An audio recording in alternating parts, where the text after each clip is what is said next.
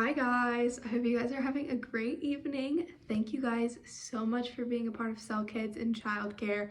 We are so excited for you guys to be here. It means more than you guys know to us that you guys are here and volunteering. If you guys haven't met me or seen me yet, which I'm sure you have, my name is Abby Merle. I am one of your co-childcare coordinators. Your other co-coordinator is going to be Jack Bell Castro, who I'm sure you guys have already met as well.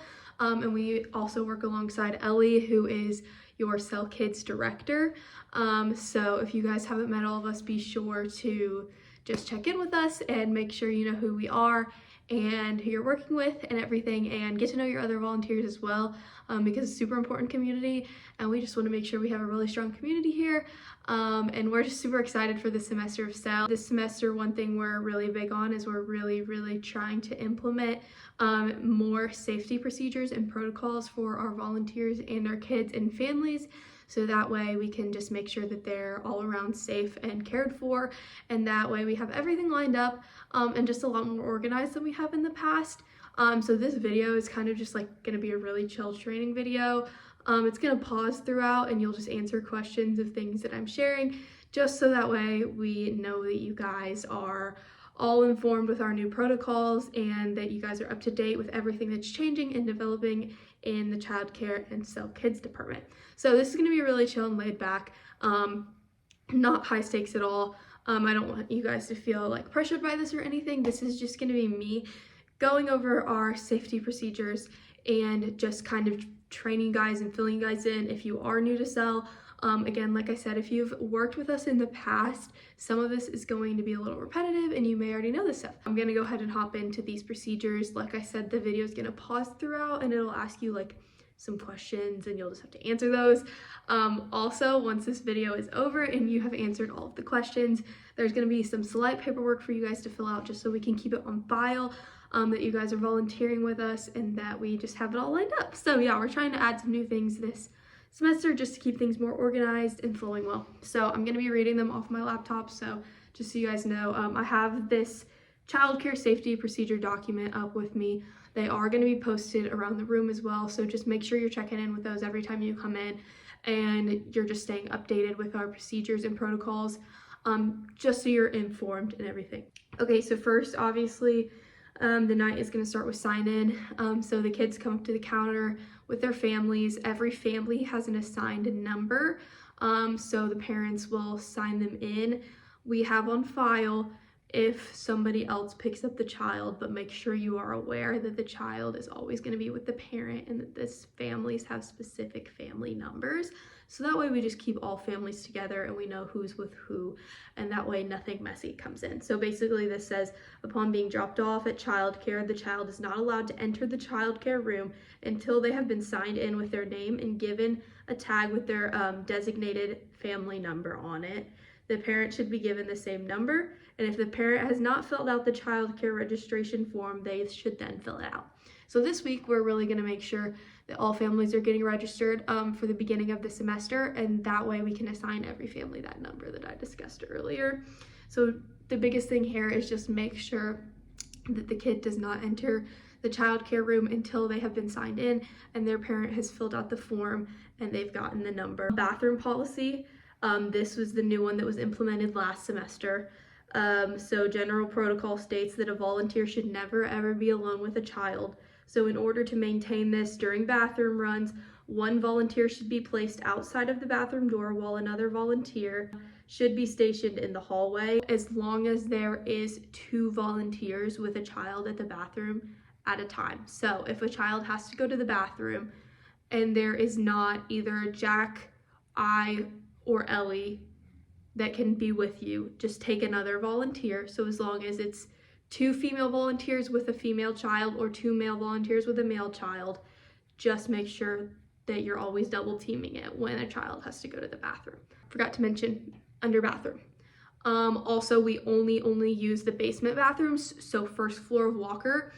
So our room is on the middle floor, so always go downstairs to the downstairs bathrooms. Upstairs bathrooms are for adult Cell members. Snack time. There are designated snacks for childcare, as we would not like to serve the children high sugar snacks this late at night. Please make sure students do not eat any of the adult snacks served by the hospitality team unless their parents specifically offer it to them. Additionally, always double check that the designated childcare snacks do not contain allergens. So upstairs in our Cell Kids office, we have snacks for the children. That part of the volunteer information is that those come down. We'll get those during snack time. Just make sure that the children are not eating the snacks from the hallway that are for the adults in cell unless their parents are giving them to them or they have been told otherwise. Some of our older cell kids do like to go out and see their parents during that snack time that the adults have. So it's kind of a case-by-case situation.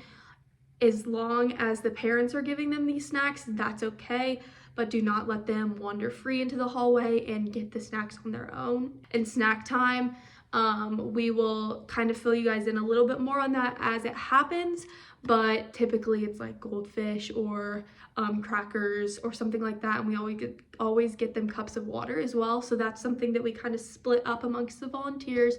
Every kid gets one serving of snacks. That's just the typical thing, so that way it doesn't seem unfair if one kid gets more snacks than the other kid.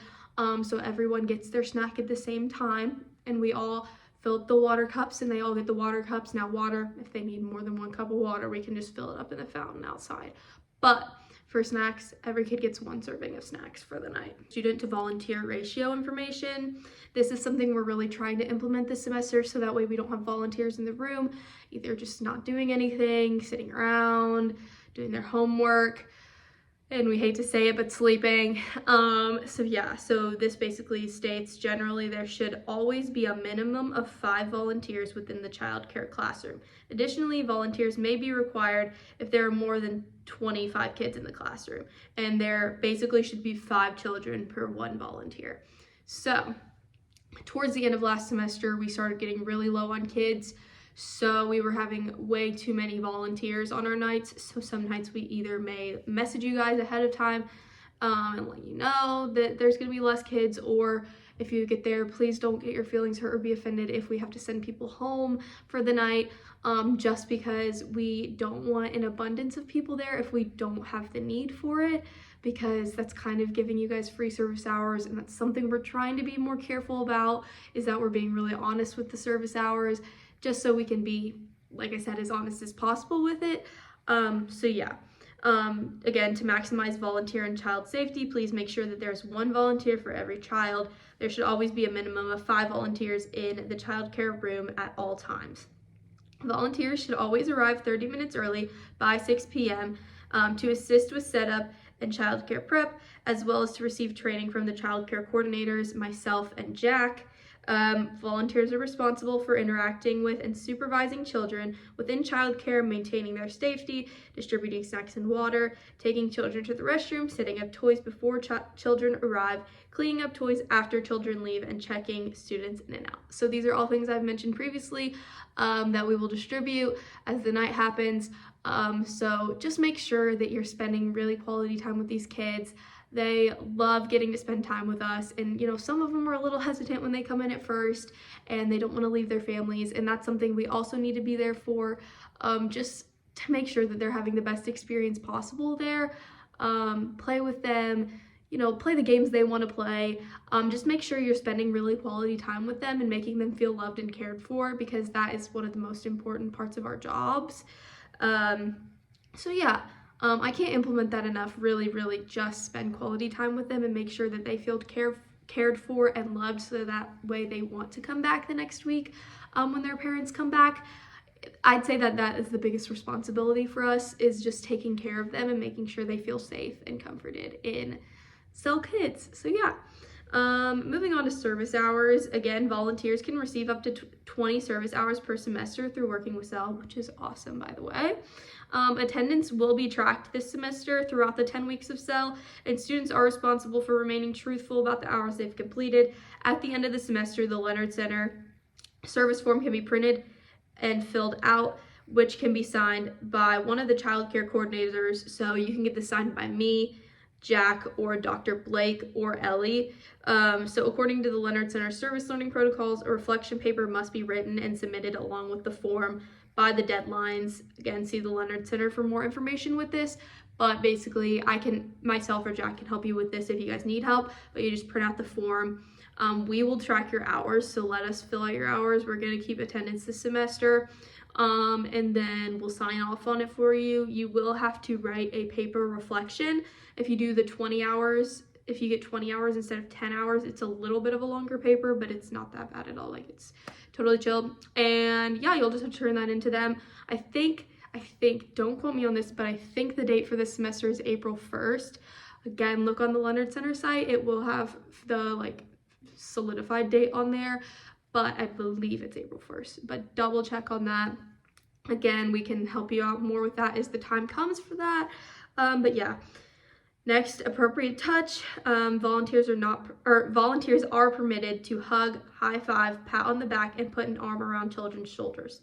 Holding children is permitted for children 3 and under, and children sitting in volunteers' laps is permitted for children under 5 years old. And volunteers should never be alone with children. Okay, volunteers are not permitted to touch children in the areas that a child would normally wear a bathing suit. This is designated as the bathing suit rule. Volunteers that violate appropriate touch rules for a child or are found in a room alone with a child will receive admonishment and potentially discipline from the university. According to the level of violation of these rules, the volunteer may be in jeopardy of being reported to the local law enforcement. This is the most serious law, or the most serious rule for the child care procedures, and it falls under the safety of the children, and I cannot express enough. Just do not let this happen. We do not want to have to call anyone out or make any situation uncomfortable for a child. A child should never have to feel unsafe in Cell Kids, and we do not want this to be a problem. This has never been a problem, and let's just make sure that it does not become a problem, because this is a very serious issue, and we do not want to have to get law involved, and we do not, even more importantly, want to hurt a child. So enough said with that. Follow that rule, please. Discipline. Volunteers are expected to regulate the behavior of children within the childcare room and help prevent any fights or inappropriate behavior between children. Volunteers are expected to gently correct children and provide explanation for correction when needed. Some children may require more firm corrections, so volunteers are allowed to temporarily take away toys, give timeouts, or provide verbal corrections. Volunteers are not allowed to physically discipline children through hitting, spanking, slapping, or any other form, and are not allowed to disrespect children or adults as punishment. This includes yelling, cursing, raising their voice, or any form of verbal or emotional or mental abuse. So, if you need to, we can take disciplinary actions. We would prefer that you come to myself or Jack if you notice a child misbehaving, is the one I was looking for. If you notice a child misbehaving or acting out, come to me or Jack first. We know a lot of these kids really well, and how, they respond to certain things and how certain things make them tick or make them upset. So come to one of us first, and as you get to know the kids more, you will know the kind of disciplinary acts that are needed. But the most important thing is no physical reprimanding. No hitting, no yelling. Please don't yell at them. They will not respond well to that. Be gentle with them. I just want to state again how important it is to make sure that these kids feel loved and protected and cared for, because that's the most important thing we can do for them. Just making sure they're safe and they have a good environment. And we're super excited that you guys are here with us and that you guys are willing to work with us in the cell department, because it's such a special department to myself and Jack and Ellie and Stephanie and Dr. Blake and all of us. And we're very, very glad to work with you guys, and we're super excited that there's a lot of new things coming for cell this semester, and we hope you guys are just excited as we are. So yeah, that's pretty much all that I need to say in this video. I didn't realize that the end of my video cut off, but basically all I was saying was just thank you guys for working with us and being willing to volunteer with us, and thank you for listening to this video, and I hope you guys have learned more. If you guys have any questions, feel free to reach out to Jack or I at any time, or Ellie or Dr. Blake. We're all here to help, and we're so thankful for you guys' help and just being willing to volunteer. So we're very excited for the semester, and we hope you guys are too.